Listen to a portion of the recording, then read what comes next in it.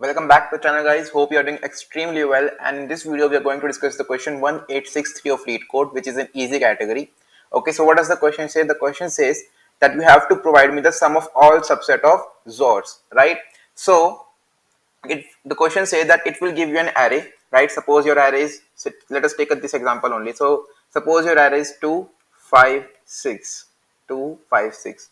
Now it demands you to form all the subsets. Now remember, subsets is actually different from subarrays, right?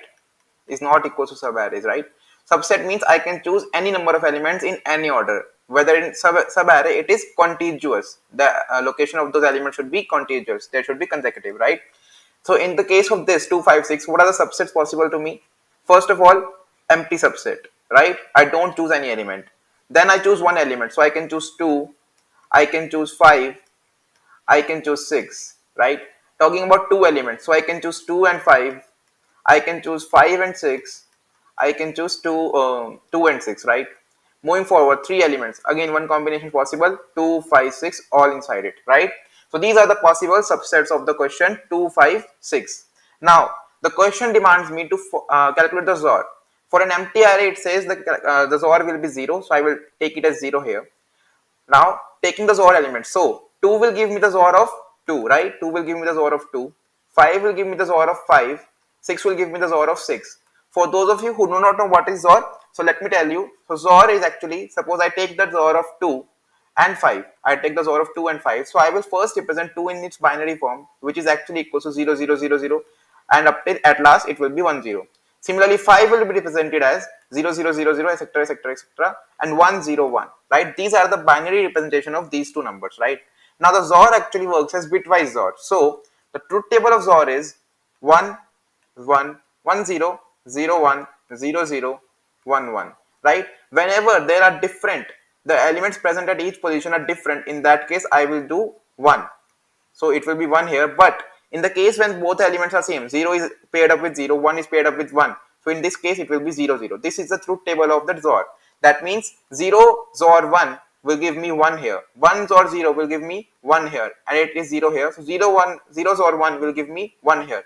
Rest all other 0 paired up with zeros downwards, so this will be 0 0 0 0. Now if you see, it is a decimal number representation in binary form. Now, what is the decimal equivalent of this number? So it will be 1, 2, 4. That will be 4 plus 2 plus 1, that is 7. So XOR of 2 and 5, that is 2 XOR 5, is actually equal to 7. In C++, we use this operator to calculate XOR. Okay, in C++, we use this operator to calculate XOR. Okay, so XOR of 2 is 2. XOR of 2 is 2. XOR of 5 is 5. XOR of 6 is 6. Right? Moving forward, XOR of 2 and 5. XOR of 2 and 5, calculated 7. XOR of 5 and 6, it will be 1 0 1, and 6 is represented as 1 1 0, so it will be 0 1 1, right? It will be 3. 7 3, and 2 and 6 will give me 1 0, and it is 1 1 0, so it will give me 1 0 0, that is equal to 4. 7 3 4. Talking about 2 5 6. Now the property of XOR is 2 XOR 5 XOR 6 can actually be represented as 2 XOR 5. It can also be represented as 2 XOR 5 XOR 6. It can also be represented as 2 XOR 6 XOR 5. That is redistribution, permutation, etc. can work. The algorithm will remain same. Another property of XOR is 0 XOR x. X can be any number, will always be 0. So will always be x. It will not change. So 0 is a XOR identity, right?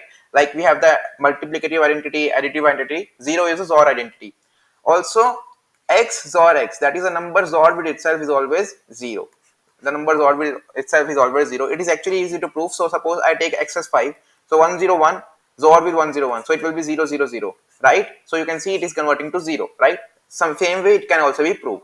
Now moving forward, I have got 2 5 6 as 2 and 5 as 2 and 5 are giving me 7. So 1 1 1 with 6 with 6. So it will be 1 1 0. If I take the XOR of it, 1 0 0, it will give me 1. Now I have to add these values 0 2 5 6 7 3 4 1. So after adding these values, it will be 0 plus 2 gives me 2, 2 plus 5 gives me 7, 7 plus 6 gives me 13, 13 plus 7 20, 20 plus 3 23, 27 and 28. So my answer for array 2 5 6 will be 28. This is my answer. This is my answer, right? This is my answer. This is my answer. Okay. So now it's time for us to see how will we actually solve. How would we actually solve? So as we moved in the question, we have to form the subsets first. We have to form subsets first. Now, whenever there is a question for dealing with the subset or making the subset, you should actually think about recursion. You should actually think about recursion. And the recursion specifically about take, not take approach. For those of you who are not familiar with this approach, no worries, I am here for you. So, in the case of 2, 5, 6, whenever we form the subarrays, you saw that in the first case, if I take the subarrays here, I can say that 2, 5, 6 are not taken. That is, 2 is not taken, 5 is not taken, 6 is not taken, right? In the case of 2, 2 is taken, 5 is not taken, 6 is not taken. In the case of 5, 2 is not taken, 5 is taken, 6 is not taken. In the case of 6, 2 is not taken, 5 is not taken, but 6 is taken. 2, 5 will give me 2 is taken, 5 is taken, but 6 is not taken. 5 and 6 will give me 2 is not taken, rest other elements are taken. 2 and 6 taken, not taken, taken. And in the case of 2, 5, 6, all are taken. So actually, I have to deal with take, not take. I have to deal with take, not take, and I will actually get my all the subset. I will actually get my all the subset. So it will work something like this. I will start with this index at index equals to 0, right? This is index equals to 0. Now I will move forward. What I will do is, I will say I take it. I take it. So I will push into a data structure, right? Currently my data structure is empty. If I take it and if I not take it, there are two cases, right? If I take it, data structure will get carried 2, right? And I will move to the 5. I have to take 5 or not 5, right? Now moving on, I have to deal with 5 and 6 now. And here also 5 and 6, but the data structure is still empty. Moving on, two cases are possible. I can take 5 or I cannot take 5, right? If I take 5, the data structure will be 2, 5, and I have to deal with 6 now. 6, and if I don't take it, so 2 will be here, right? Moving forward, 6, I can take it, I cannot take it. If I take it, it will become 2, 5, 6, my data structure. And if I not take it, it will remain 2, 5. Similarly here, if I take it, if I not take it. If I take it, it will become 2, 6. If I not take it, it will become 2. Moving forward, talking about 5 and 6, it is empty. I can take 5 or not 5. If I take it, it will become 5, and I have to deal with 6 now, and it will remain empty, and I have to deal with 6. Again, two cases, take, not take. Here also, to take, not take. If I take it here, then it will become 5, 6. If I not take it, it will remain 5. If I take it, it will become 6. If I not take it, it will become empty, right? Now, if you can see, these are all the subsets. If you are able to see, these are all the subsets, right? 2, 5, 6 is a subset, 2, 5 is a subset, 2, 6 is a subset, 2 is a subset, say 5, 6 is a subset, 5 is a subset, 6 is a subset, or empty is also a subset. And that is how I will get my answer. So I will use recursion. How will I use recursion? So suppose my recursion function name is solve. So I will say I'm dealing with index. As you can see, at particular position I was dealing with 6, I was dealing with 5, I was dealing with 2, right? So I will be dealing with the index. I will be dealing the index. I will send my array. I will send my array. Now, the thing to notice in this question is that I don't want the whole data structure. I just want the XOR. I just want the XOR. So what will I carry? I will just carry the XOR up till now. So I will say current. What will happen? Base case is if index is greater than equals to array.size. That is, no elements are present in the array which are unexplored. That means I have got my answer. So I will keep a value sum here. I will keep a value sum equals to 0 here. And I will say sum plus equals to whatever you have got up till now current, add it up. Sum plus equals to current and return. Otherwise, if that is not the case, if the base case is not happening, that means I have to use take not take approach. I have to use take not take approach. So talking about take means I will solve the function, I will move to the next index. As we see, array will remain same, but if I am taking it, my cur will get updated to cur XOR with array of index. That is, I have taken into the account of the XOR. But in the case of not take, everything will remain same unless one thing. So solve for index plus 1, array will remain same, but I will not take the XOR this time. The cur will remain cur as it is. Right? And the driver function, that is, suppose it is a main function, what will it do?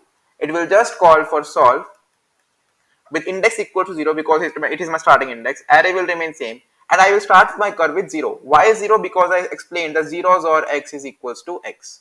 So 0 will not affect my XOR in any way. Okay. After that, because sum is my global, I have added the sum value. Sum is my global. I will just return sum. Return sum. This is my approach for today's question, and so I hope that you got the understanding of how to solve this, and let us move to the code now. What is the time complexity, by the way? What is the time complexity? So it is a recursion case, and you can see the recurrence relation is something like t of n equals to 2t of n minus 1 plus c, right? So it is something exponential of 2 to the power n. So whenever you encounter a question and you want to apply recursion to it, just check if the time if the constraints measure. So in the given case, n is given to be very small. I guess it is given to be less than equals to 12, I guess, right? Now if this is the condition, that clearly indicates that this question will be solved by recursion. But if this range was about 100 or 1000, then this question would be have been solved by dp also, right? Okay, so let us move to the code now. So guys, here we are. So main function was doing only two things. So solve for index equals to 0, so a 0 nums, and my current was 0, right? And I was returning sum. Don't worry, there are many things to be done right now. So int sum equals to 0, global variable for the class, right? Now talking about solve. So what solve is not returning anything. So solve is equals to void, and it is taking index. It is taking a vector of int named nums, and it is taking my current, right? Base case is that if index surpasses the limit of the nums, so nums dot size, it is size, not soos, right? In that case, add it to the value sum plus equals to cur, and then return, moving forward, take not take approach. For take what will I do? Let me comment it out. I will say solve for index plus 1, that is move ahead. Nums will remain same, but cur will get XOR. So cur XOR nums of index, right? And similarly, not take will remain same, but I will not XOR now. So solve for index plus 1 nums and cur, right? And end will be marked by return, right? So I hope this will work. Let us try to compile and run it now. Hope it will work, and it is running fine. Let us try to submit as well. It should run, and it is getting accepted. Thank you for watching, and we'll meet tomorrow with a new video. Till then, please stay tuned, and if you're not subscribed to my channel, do consider subscribing to my channel because it really motivates me. Okay, have a nice day. Bye.